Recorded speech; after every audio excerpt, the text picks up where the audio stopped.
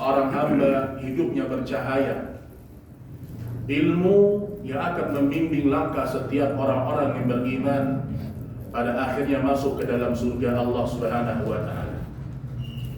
Maka ditulislah buku-buku tentang keutamaan ilmu syariah.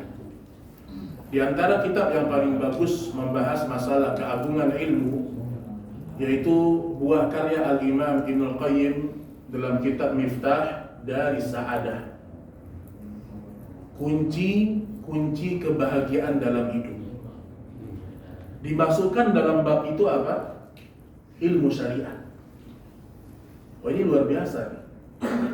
Kalau ingin bahagia, masuk dalam pembahasan kehidupan orang-orang yang bahagia adalah orang-orang yang mengagungkan ilmu syariah. Beliau tuliskan ada 100 lebih dalil yang menunjukkan tentang keagungan ilmu. Mau disampaikan semuanya? 100 dalil lebih loh. Sampai subuh. Tapi insya Allah kita akan mengambil beberapa ayat-ayat atau hadis Rasul Sallallahu Alaihi Wasallam yang menjadi poin-poin besar dalam pembahasan keagungan ilmu ini.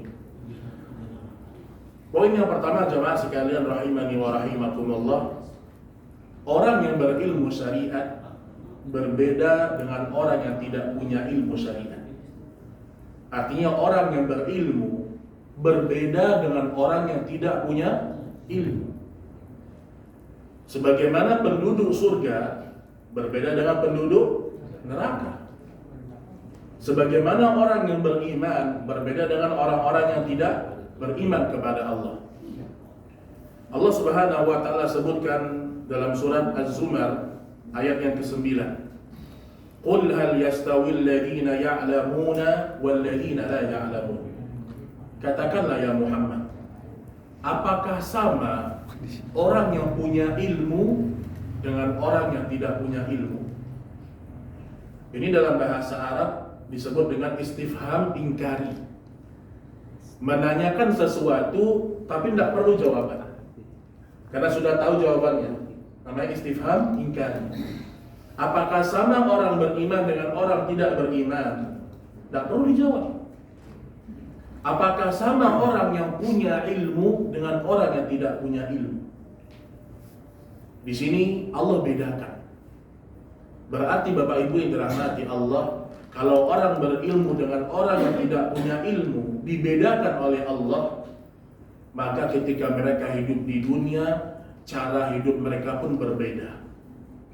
Beda.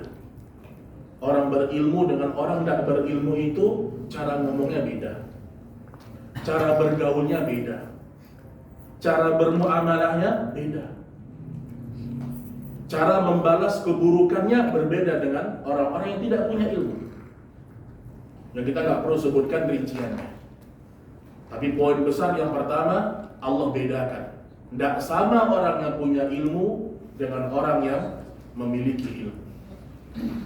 Kemudian yang kedua, orang yang tidak memiliki ilmu disifati oleh Allah Subhanahu wa taala dengan a'ma. Apa arti a'ma? Buta.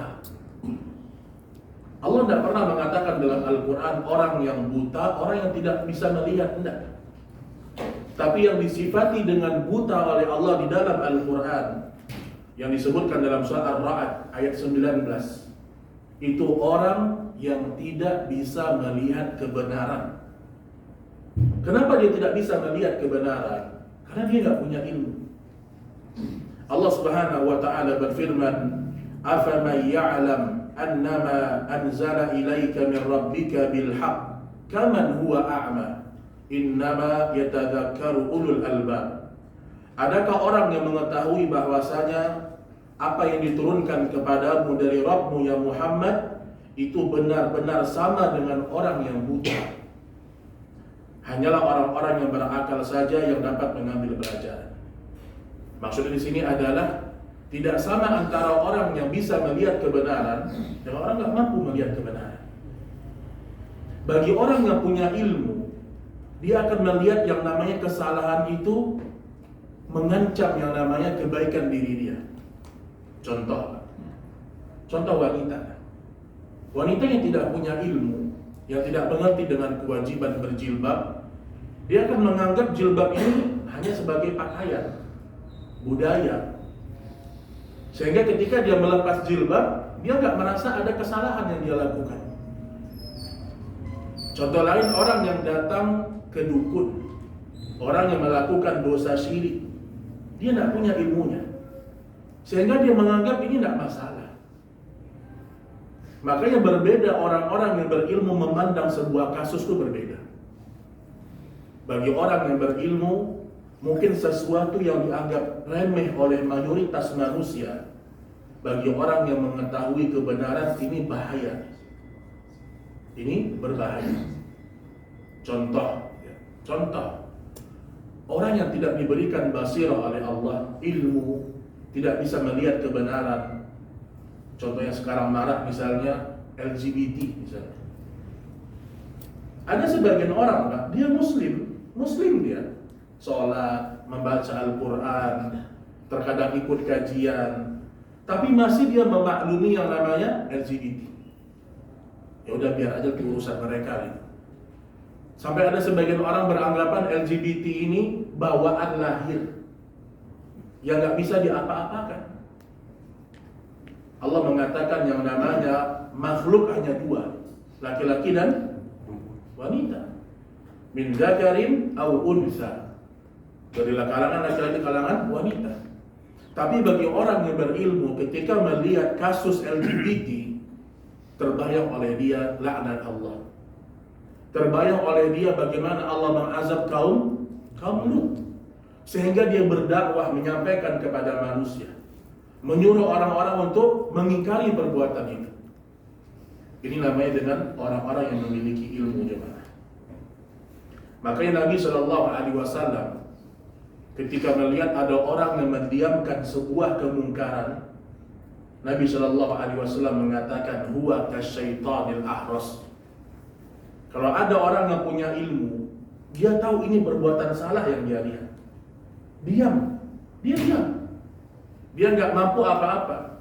Dia nggak ingkari dengan hatinya, dia nggak mengingkari dengan lisannya, apalagi dengan tangannya. Kata Nabi, orang yang seperti ini seperti syaitan yang bisu. Makanya Rasulullah SAW menyuruh kita untuk menegakkan al-amru bil ma'ruf wan nahyu 'anil munkar di atas ilmu. Maka itu yang kedua jemaah sekalian, orang yang tidak memiliki ilmu disifati oleh Allah dengan orang yang buta, yang gak mampu melihat sebuah kebenaran. Kemudian poin yang ketiga, di antara agungnya ilmu, orang yang diberikan ilmu oleh Allah, ilmu yang kita maksud ilmu syariat ya, ilmu yang wajib kita pelajari, Allah Subhanahu wa ta'ala akan memuliakan dirinya dengan banyaknya manusia yang bertanya kepadanya. Dan ini diperintahkan oleh Allah. Manusia diperintahkan oleh Allah untuk bertanya kepada ahli ilmu. Sebagaimana Allah sebutkan dalam surah An-Nahl ayat 43. Wa ma arsalna min qablika illa rijalan nuhi ilaihim fas'alu ahla dzikri in kuntum la ta'lamun. Dan kami tidak mengutus sebelum kamu kecuali orang-orang lelaki yang kami berikan wahyu kepada mereka. Jadi yang diberikan wahyu itu hanya laki-laki. Jadi kalau ada nabi mengaku perempuan, terbantahkan dengan ayat ini. Nabi itu semuanya laki-laki, karena dia adalah seorang pemimpin. Dan Allah katakan fas'alu ahla dzikri in kuntum la ta'lamun. Tanyakanlah kepada orang-orang yang memiliki ilmu, ahli dzikir, kalau kalian tidak mengetahui. Syekh Shalih Fauzan hafizahullah taala ketika menjelaskan ayat ini, apa kata beliau? Khusus bagi orang-orang awam yang dia tidak mampu mengambil ijtihad, dia nggak mampu beristidlal, nggak bisa dia mengaitkan ini dalilnya ini sehingga hukumnya sunnah, ini dalilnya ini sehingga hukumnya haram, nggak bisa dia beristidlal, maka dia boleh taklid. Dalilnya apa? Ini. Tapi sifatnya apa? Darurat. Karena perintah fas'alu ahla dzikri ini perintah taklid. Tapi bukan taklid buta ya, tapi bertanya kepada orang yang benar-benar punya ilmu. Ketika dia bertanya kepada ahli ilmu, kemudian ahli ilmu menjawab, maka dia boleh mengikuti apa yang telah ditanyakan oleh ahli ilmu tersebut. Namun tetap yang paling afdal ketika dia bertanya, dia menanyakan dalil dalam pertanyaan syariat Allah Subhanahu wa ta'ala. Kita teringat dengan kisah di zaman Umar bin Khattab radhiyallahu ta'ala anhu. Ketika Umar bin Khattab hendak melakukan perjalanan keluar dari kota Makkah, maka beliau berjumpa dengan seorang yang bernama Nafi'. Nafi' ini diamanahkan menjadi gubernur Mekah pada waktu itu. Gubernur Mekah. Ketika jumpa dengan Nafi', kata Umar bin Khattab, "Wahai Nafi', engkau tinggalkan kota Makkah. Siapa yang sementara menggantikan kamu di situ? Siapa yang sementara menggantikan posisimu? Jangan sampai engkau tinggalkan kota Makkah, tidak ada yang menjaga." Maka kata Nafi' Ibnu Abzah. Umar bin Khattab, siapa Ibnu Abzah ini? Gak terkenal gitu ya, gak dikenal di kalangan para sahabat. Kata Nafi' Ibnu Abzah, "A'lam bi kitabillah wa a'lam bil ilmi al-fara'id." Ibnu Abzah adalah orang yang paling mengerti dengan Al-Quran dan dia paling mengerti dengan ilmu warisan. Dan dia seorang mantan budak. Lihat coba, mantan budak itu tidak bernilai sebenarnya. Tidak ada nilainya mantan budak di masa mereka, kecuali mereka beriman. Sehingga dia diangkat menjadi penggantinya Nafi' karena dia seorang yang memiliki ilmu agama. Ilmu yang membuat kita itu diagungkan oleh Allah Subhanahu wa ta'ala. Maka di zaman Imam Ahmad ada seorang anak kecil yang cacat. Anaknya cacat, sehingga sering diejek oleh teman-teman yang di masa kecil. Kata ibunya, "Wahai anakku, kamu belajar ilmu syariat." Setiap hari ibunya ini ngantarkan anaknya ke hadapan para ulama, diantarin untuk belajar ilmu syariat. Sehingga ketika dia dewasa, dia menjadi seorang qadi. Bukan lagi ulama, qadi. Kalau ada ulama sekalian dia qadi. Kalau ulama dia berfatwa. Bukan dia yang mengambil sebuah keputusan dalam sebuah negara. Tapi kalau ulama plus dia qadi, sudahlah dia berilmu dan dia juga punya wewenang penuh. Ketika anak ini dewasa, dia diangkat menjadi seorang qadi dan ulama. Dan dari semua penjuru orang-orang bertanya kepada anak yang cacat ini. Cacat, tapi diagungkan oleh Allah, mulia di hadapan seluruh makhluk karena dia memiliki ilmu syariat. Maka Nabi Shallallahu Alaihi Wasallam bersabda, "Inna Allah yarfa'u bihadzal kitab aqwaman wa yada'u bihi akharin." Sesungguhnya Allah mengangkat beberapa kaum derajatnya dengan Al-Quran ini dan merendahkan selain dari mereka. Al-Quran ini Bapak Ibu, kalau antum punya anak, dia cinta sama Al-Quran, dia menghafalkan Al-Quranul Karim, antum doakan anak itu. Karena orang yang berpegang teguh kepada Al-Quran dan Sunnah Rasul Sallallahu Alaihi Wasallam, dia berilmu tentangnya, dia akan dimuliakan oleh Allah Subhanahu wa Ta'ala. Maka itu dia, ahlu ilmu menjadi rujukannya orang-orang dalam mempelajari masalah agama Allah Subhanahu wa Ta'ala. Kemudian juga di antara keutamaan ilmu, orang-orang yang atau di masa Rasul Sallallahu Alaihi Wasallam, Rasul hidup 23 tahun dalam dakwahnya kurang lebih. 13 tahun di kota Makkah, 10 tahun di mana? Di Madinah. Selama 23 tahun ini Bapak Ibu sekalian, Rasul Sallallahu Alaihi Wasallam tidak pernah meminta tambahan apapun sama Allah. Rasul gak pernah minta supaya diberikan kedudukan, jabatan, kerajaan, tidak pernah. Hanya satu yang pernah diminta oleh Rasulullah Sallallahu Alaihi Wasallam, yaitu adalah ilmu. Sebagaimana Allah Subhanahu Wa Taala berfirman, "Wa qur Rabbi zidni ilma." Wahai Rabbku, anugerahkanlah kepadaku, tambahkanlah kepadaku ilmu syariat. Ini ilmu agama. Tapi bukan hanya berhenti di pengetahuan. Ilmu yang bisa membuat seseorang yang tadinya ragu-ragu kemudian yakin, itu ilmu agama. Ilmu yang bisa merubah seseorang yang tadinya malas menjadi orang yang rajin. Ilmu yang bisa membuat seseorang yang tadinya bakhil kemudian menjadi orang yang dermawan. Ilmu yang bisa membuat seseorang yang tadinya tidak peduli kepada orang-orang fakir menjadi orang yang peduli kepada orang fakir. Itu ilmu yang bermanfaat. Kalau ilmu hanya berhenti di pikiran kita, di hafalan kita, dia bukan ilmu yang bermanfaat.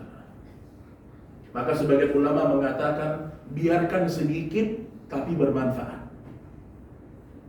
Ini kata sebagian para ulama. Biarlah ilmu itu sedikit tapi dia bermanfaat. Biarlah kita nggak menghafalkan banyak ayat Al-Quran, tapi setiap ayat yang kita baca kita amalkan. Tentu yang paling ideal banyak tapi diamalkan.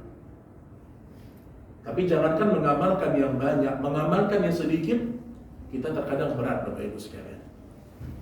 Maka diingatkan oleh Allah Subhanahu wa taala, nikmat yang pernah diminta oleh Rasul sallallahu alaihi wasallam adalah ilmu. Kemudian juga di antara keagungan ilmu adalah anugerah yang paling terbesar, nikmat yang paling utama dalam hidup kita.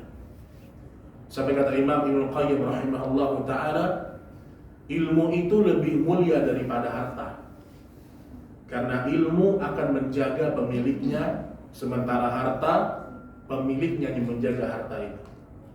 Kita kalau punya harta, kita yang jaga harta itu. Kalau enggak diambil sama orang, dicuri sama orang. Tapi kalau kita orang yang berilmu, ilmu yang menjaga kita, ilmu yang akan membuat kita mengetahui batasan-batasan syariat Allah Subhanahu wa taala. Maka Allah Subhanahu wa taala menyebutkan dalam surah An-Nisa ayat 113, "Wa anzalallahu 'alaikal kitaba wal hikmah wa 'allamaka ma lam takun ta'lam. Wa kana fadlullahi 'alaika 'azima." Dan juga karena Allah telah menurunkan kitab dan hikmah kepadamu ya Muhammad. Kitab maksudnya apa? Al-Quran, dan hikmah adalah sunnah Rasul sallallahu alaihi wasallam.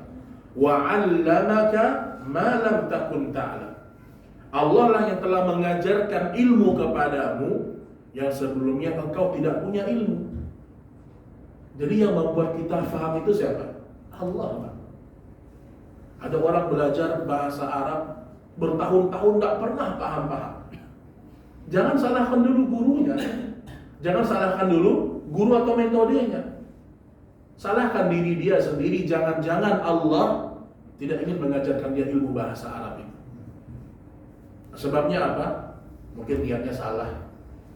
Mungkin yang kedua, dia belajar bahasa Arab hanya sekedar untuk mengisi waktu, tidak berniat untuk mengetahui isi Al-Quran. Allah katakan, وَعَلَّمَكَ مَا لَمْ تَكُنْ تَعْلَمْ. Allah lah yang telah mengajarkan ilmu kepadamu yang sebelumnya engkau tidak punya ilmu ya Muhammad.